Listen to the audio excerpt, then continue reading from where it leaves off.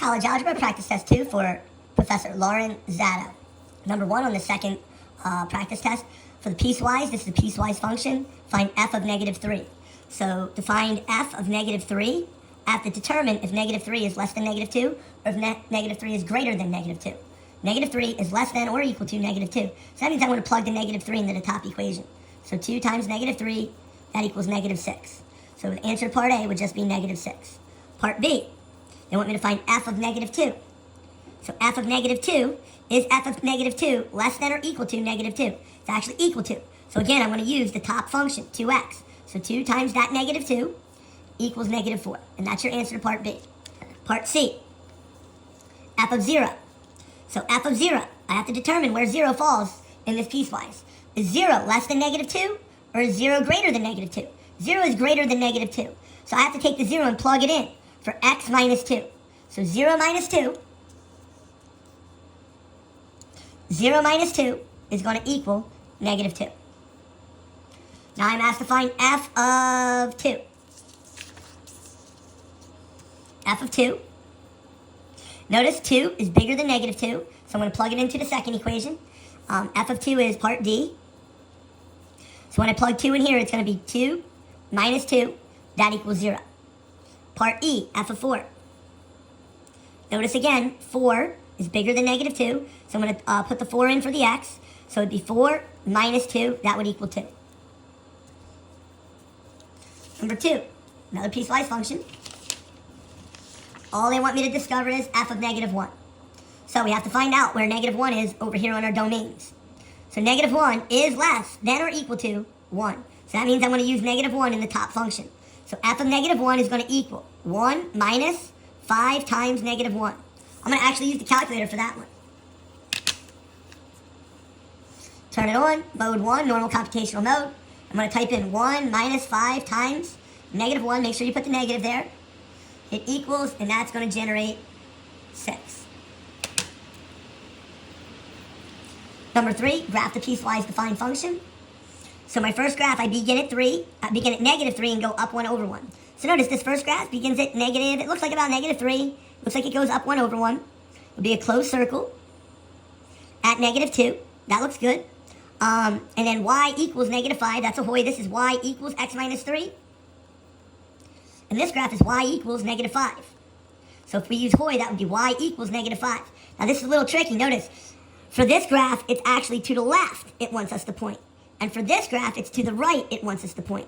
So it's actually going to be this choice D. Notice it's going to the right, and this one's going to the left.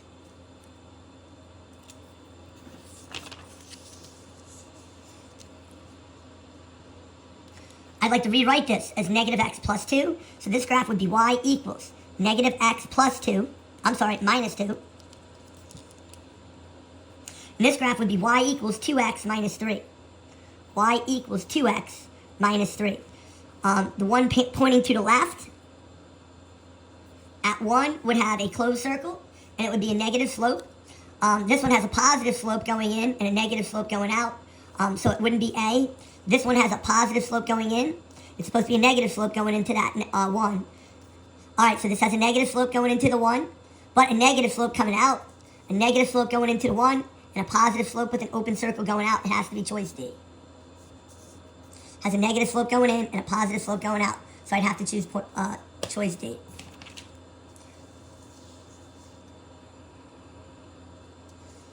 For this one, I'm going to rewrite it as y equals negative x minus 3. So that's a negative slope going into 2. And a positive slope, y equals 2x minus 7 going out from 2. So let's see, it's going to be a negative slope going in. All right, so this is a negative slope going in and a positive slope going out. So it could be choice A. This is a positive slope going in, so it can't be choice B. This is a positive slope going in, so it can't be choice C. Notice this one's a negative and a negative, where this is a negative and a positive. So our first choice, choice A, will have to stick. Number 5, I'm asked to graph the absolute value. The value is a v of y equals negative 6 absolute value of x. Since there's nothing inside the parentheses or outside to the right of the parentheses, its vertex is going to be located at 0, 0. Then from 0, 0, I'm going to go down 1, 2, 3, 4, 5, 6 over 1. I'm going to go down 1, 2, 3, 4, 5, 6. Left 1. It's going to be an upside down narrow V. Y equals negative x plus 3 cubed. So the turning point is going to be opposite, same. There's nothing out here outside of the grouping symbol. So it's going to be negative 3, 0 is my turning point. So I'm going to go to negative 1, 2, 3, 0. That's going to be my turning point. Now from there, x cubed looks like this. And we use 1, 7, 19 for our array of points. But because it's negative, it's going to flip. It's going to go the other way. So from that turning point, I'm going to go up 1, left 1, pop a dot. I'm going to go down 1, right 1, pop a dot. So I use the 1. Now I'm going to use the 7. From that dot, I go up 1, 2, 3, 4, 5, 6, 7, left 1. I go down from this dot. 1, 2, 3, 4, 5, 6, 7, right 1. And these you usually do on the computer, and you don't need all of these points. You usually only need these 3 points here in the middle. But a negative x cubed will go up on the left, down on the right.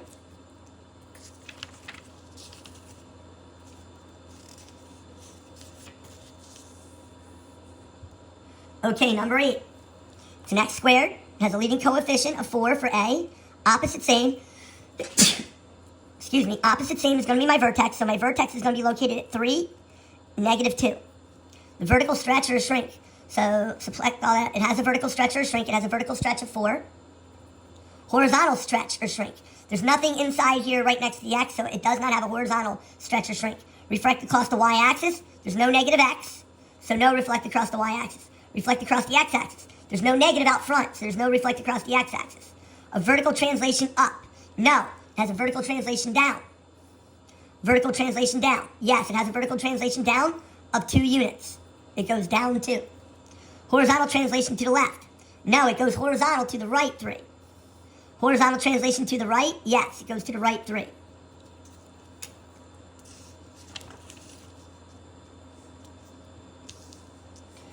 I'm asked to graph the square root of x plus 5.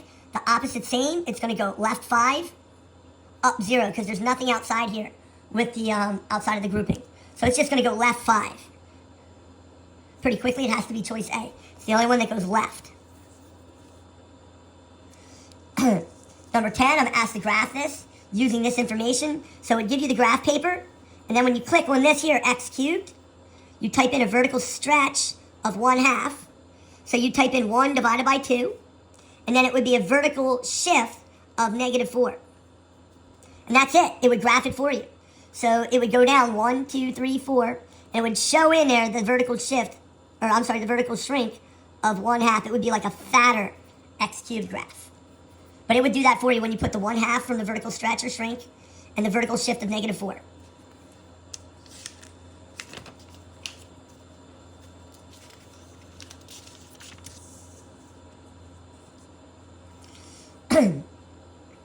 All right, graph of f of absolute value of x or square root of x. So they give us the graph over here. Let's take a look at it. That is obviously not a v. That's the out route or the speed out. So that's a square root. It's a square root. So we're going to circle this one in the drop down. Translate how many units? So let's see, from the center, it's going to go right 1, 2, 3, 4. So it's going to go 4 units to the right, and then it's going to go down. How many units? 1, 2, 3, 4, 5. 5 units down. So they give us the drawing. We have to determine if it's an absolute value or a square root. Because it's the out route or the speed out, it's a square root x. And notice it went right 4, down 5. So it's square root x, and it goes 4 units to the right and 5 units down. Absolute value. So 3, absolute value of x, it goes through 0, 0. So it goes through 0, 0, and then from there I go up 1, 2, 3 over 1. I go up 1, 2, 3 over 1, and I'm going to get this very narrow v.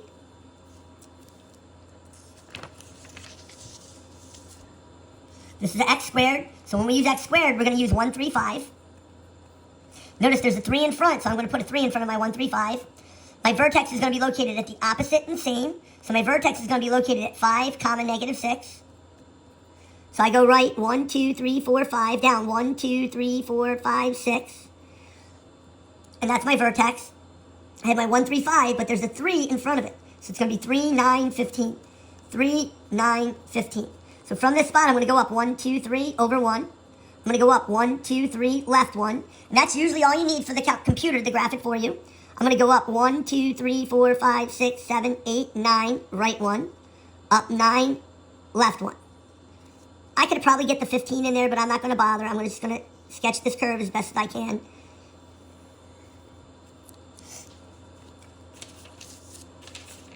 A lot of function notation. So f of g plus 1, I'm sorry, f plus g of 1. So I'm going to plug 1 into this one. I'm going to plug 1 into this one. We do this if it's a plus or minus, multiply or divide. So I'm going to plug the 1 in there. That's going to be 1 plus 2. I'm going to plug the 1 into here. That's going to be 1 squared minus 1. So 1 plus 2 is 3. 1 squared is 1. Minus 1 is 0. And they want me to add these. So 3 plus 0 is 3.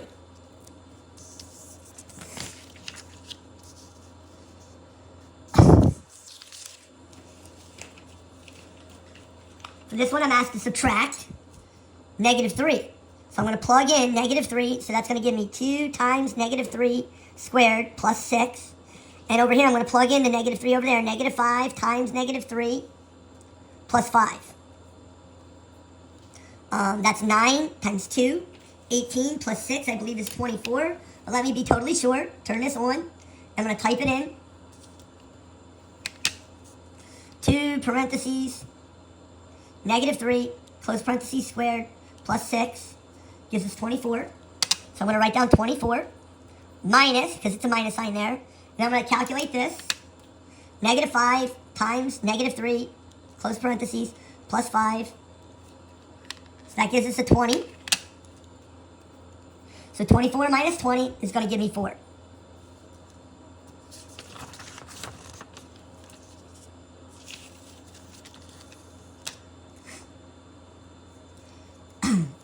Now they want me to multiply them, so I have to plug the negative 10 in. So I'm going to plug the negative 10 in to both of them, and then I'm going to multiply the result. So negative 10 squared minus 4, that's going to be 100 minus 4,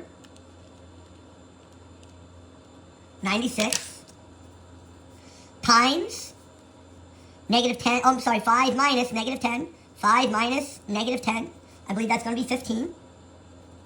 So 96 times 15. 1440.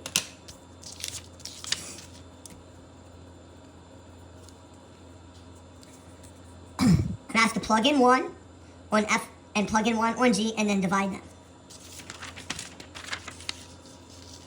So when I plug in 1 on F, it's going to be 1 squared minus 7. So that's 1 minus 7. That's going to be negative 6.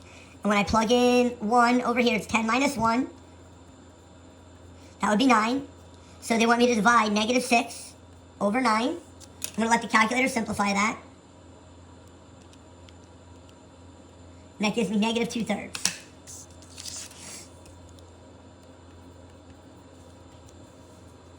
Fog. If it has the little O, you want to go about this a little differently. You want to plug that negative 7 into the G value first. So that's going to be negative 7 squared plus 2.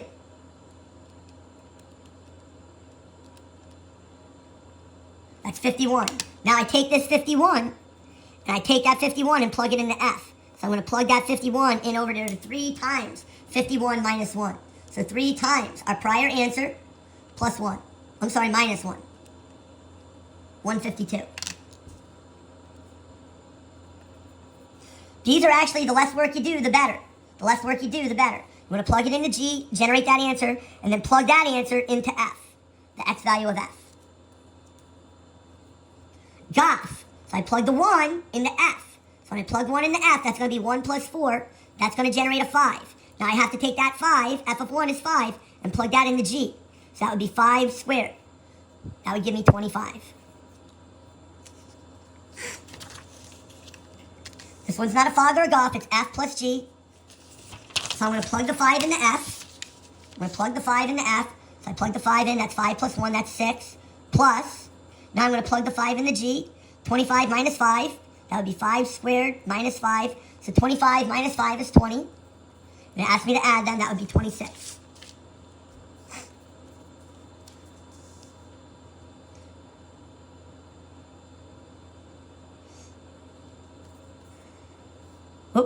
This is a different one, sorry. F minus g of negative 2.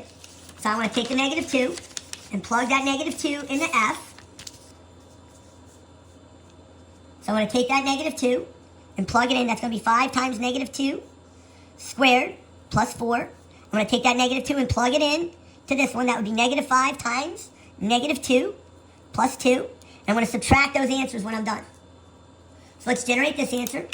So 5 times negative 2, close parentheses, squared, plus 4 equals 24. So this left value is 24 minus whatever this value is. So negative 5 times negative 2 plus 2. That equals 12. So 24 minus 12 is 12.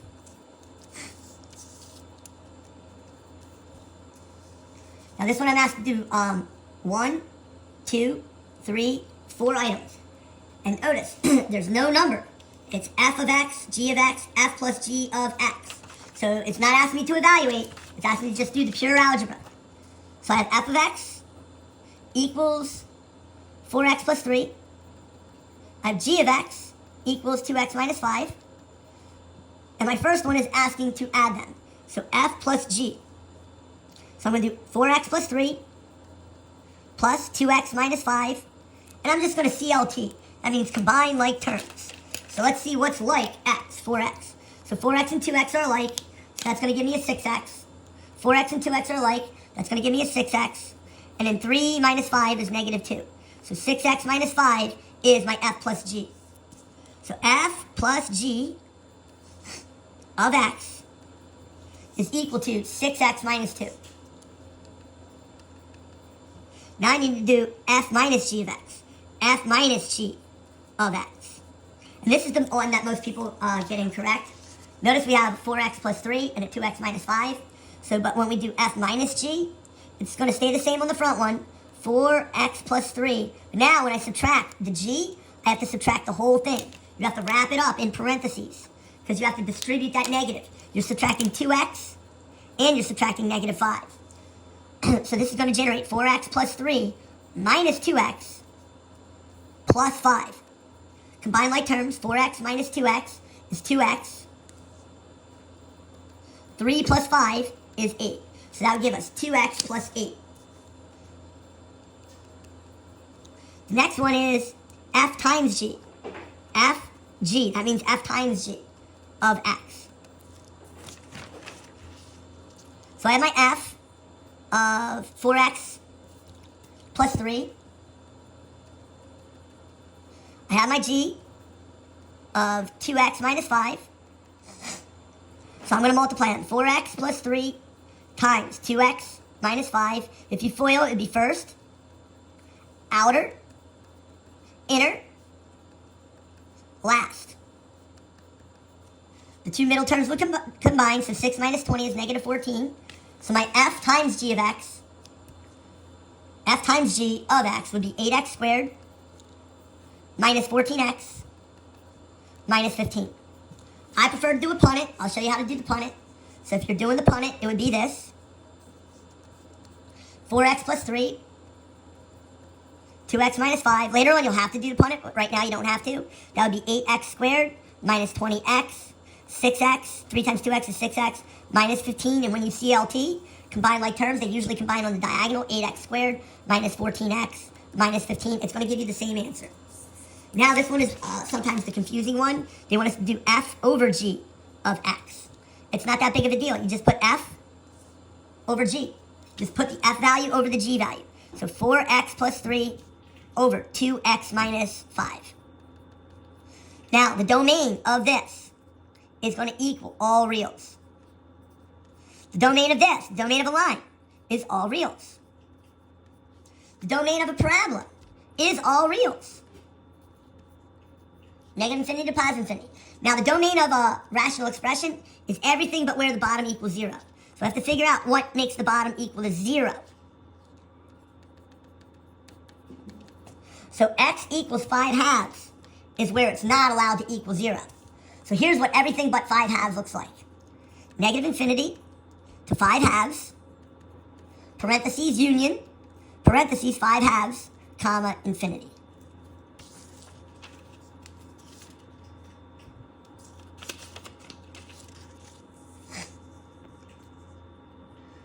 Okay, solving a system, if it's in the correct format, is not that big of a deal. We're going to hit mode 5-1. Mode 5-1. We're going to replace the zeros in our calculator with the coefficients on our problem. So 3, hit equals. 9, hit equals. 33, hit equals. Negative 3, hit equals. There's a hidden 1 in front of that y. 1, hit equals. 17, hit equals. Hit equals again, it'll give you the x value of negative 4. Hit equals again, it'll give you the y value of 5. So our answer is negative 4, 5, as a coordinate or ordered pair. Number 24 is already in the correct. Oh, no, it's not. I have to flip-flop these. I have to rewrite it in x format. X has to come first. So the top equation is accurate. 3x minus 1y equals negative 10. The bottom one, I'm going to flip that x over to here. So that'll give me negative x. I'm not adding it to the other side. I'm just switching it around with the y. So negative 1x, that's a negative 1x, plus 3y equals 6. We're going to mode 5-1. We're going to type in the coefficients. 3 equals, negative 1 equals, negative 10 equals, negative 1 equals, 3 equals, 6 equals, hit equals again. The x value is negative 3, and the y value is 1. So negative 3, comma 1. This one is already in the accurate format, so we're going to mode 5-1 it right as it is. We don't have to rewrite it. Mode 5-1. Mode 5-1. And now we're going to type in 3 equals, 7 equals, 1 equals, 9 equals, negative 5 equals, 55 equals. Hit equals, x equals 5, hit equals, y equals negative 2. For the next one, we have to rewrite it. So it'd be 2x minus 3y equals negative 18. 3x plus 2y equals positive 25 when I add that 25 over. Now I'm going to type that into mode 5-1. So I'm going to type in the coefficients. 2, negative 3, negative 18. 2, negative 3, negative 18. Now I'm going to type in these coefficients, 3, 2, and 25. Hit equals. X equals 3, y equals 8.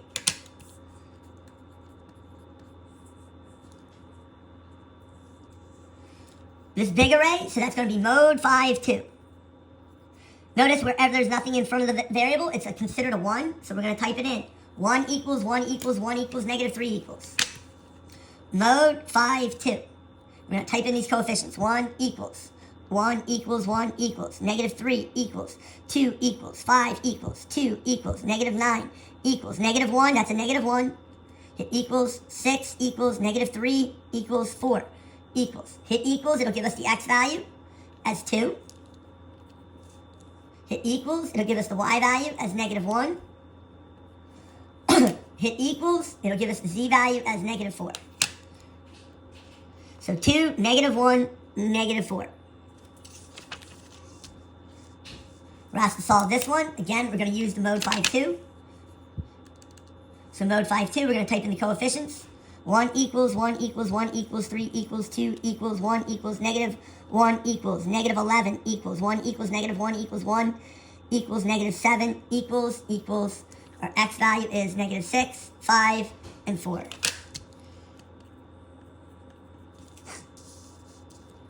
Okay, I'm not going to do any shortcuts or tricks when I'm graphing this inequality.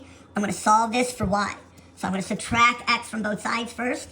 So minus x, that would give us 3y is greater than or equal to negative x plus 9. Don't forget, this is a negative 1x. Now I'm going to divide every item by this 3. So that'll give me y is greater than or equal to negative 1/3 x plus 9 divided by 3 is 3. So this is in y equals mx plus b. I begin at positive 1, 2, 3 on the y-axis. Then from there I go down 1, right 3. Down 1, right, 1, 2, 3. Now I would click on the line tool It's a solid line, so I wouldn't have to click on this. It's already on the solid line. I would go to that spot. I would go down 1 over 3, and it would sketch the graph for me. Now I'm required to shade. Greater than the equation is above. So you click on the paint bucket and put the paint bucket over here above the line. Excuse me. And you would lightly shade above the line. The paint bucket would do it for you.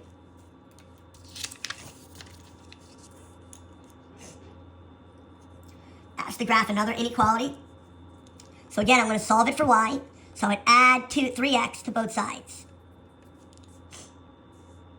So this would give us 2y is greater than 3x plus 6. Notice I'm adding 3x to 6. They don't combine. Now I'm going to divide each term by 2. That would give me y is greater than 3 halves x plus 6 divided by 2 is 3. So it's in y equals mx plus b format, and I'm going to begin at 3 on the y-axis. I'm going to begin at 3. 1, 2, 3. Pop a dot. My slope is up 3, right 2. Up 1, 2, 3, right 2. It's a dashed line. So you click on this, you would click on dashed line, then you would click on 0, 3, then you would go up 3 over 2, and it would draw really quickly a dashed line for you. Now you have to click on the paint bucket. It says it's greater than. So you put the paint above when it's greater than. Now we're asked to graph a square. So we immediately know it's going to be an x squared, okay? So y is less than 5x squared plus 2. The 5 is the vertical stretch. It has nothing to do with the vertex. So the vertex is going to be located at 0, 2. So I go to 0, 2, I pop a dot, but I would have to click on the parabola. And then before I would click on the dot, after I click on the parabola, I would have to click on the dashed line. We're going to use 1, 3, 5. But notice there's a 5 out front. So when I click on the parabola, I click on the dashed line. I click on 0, 2. And then instead of going up 1 over 1, I would have to go up 5 over 1. 1, 2, 3, 4, 5 over 1. Up 1, 2, 3, 4, 5 over 1. And once you have those 3 points graphed, it will generate the graph for you. Now you have to determine where you're going to shade it. So you're going to click on the bucket, the paint bucket, and notice it says paint below the vertex. So you're going to click that bucket over here, anywhere below that vertex, and once you do, it will automatically shade all of this yellow for you.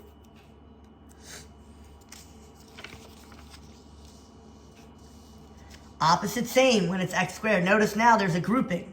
So I'm going to have a vertex at opposite same. My vertex is going to be located at 1, 2. It is an x squared, so it's going to be a parabola. So let's start the graphing. First thing I'm going to do is I'm going to click on the parabola. I notice that it says just greater than, not greater than or equal to.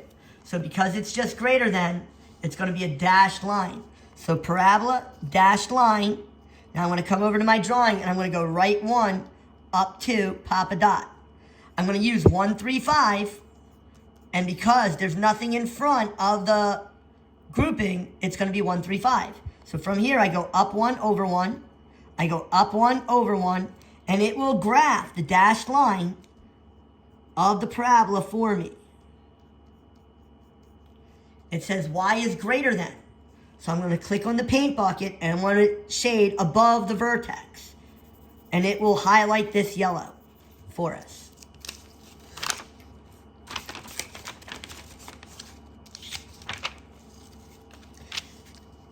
Now we have to graph 2 equations. 2 inequalities on the graph paper. I'm not going to be fancy. All I'm going to do is rewrite both of these in y equals mx plus b format. So for my first line, I'm going to subtract x from both sides. That would give us negative 6y is less than negative x plus 3. You want to put that negative x in front of the 3. Now this is where it gets really tricky. You're going to divide everything by negative 6.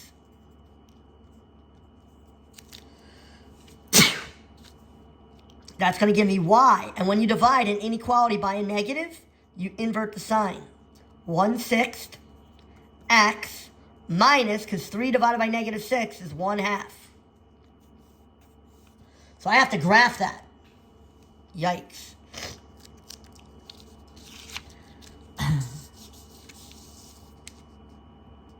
It goes half units, don't worry. All right, so my first line is y, actually y is greater than 1/6 x minus 1/2. So we begin at negative 1/2. It would click there. From there, I would go up 1. So you'd go up a half and a half. That would give me up 1. Right, 1, 2, 3, 4, 5, 6. So you would click on the line, the dashed line, the dashed line, the line, and then the dashed line. Click at 0, negative 1/2, because the y-intercept, B. Go up 1, right 6, and it would sketch a dashed line. You are not, I repeat, you're not going to paint bucket yet. You're going to wait to paint. You would paint above this. So imagine that it would be painted above it. Now I'm going to rewrite this equation. This one is kind of quick. All I have to do is subtract 6x from both sides. So that would give me minus 6x minus 6x. Y is greater than negative 6x plus 3. So I begin at 3 on the y-axis. So before we can plot that point, we'd have to go over the line. It's a dashed line, so we'd hit dashed. We'd go over to 0, 3, and then we would go down. 1, 2, 3, 4, 5, 6 over 1. And it would complete that dashed line for us. And expected to shade above this dashed line. So now I go over to my paint bucket, and this side here is above this line and above this line. So I click my paint bucket in this quadrant, and it would shade that entirely for me in yellow.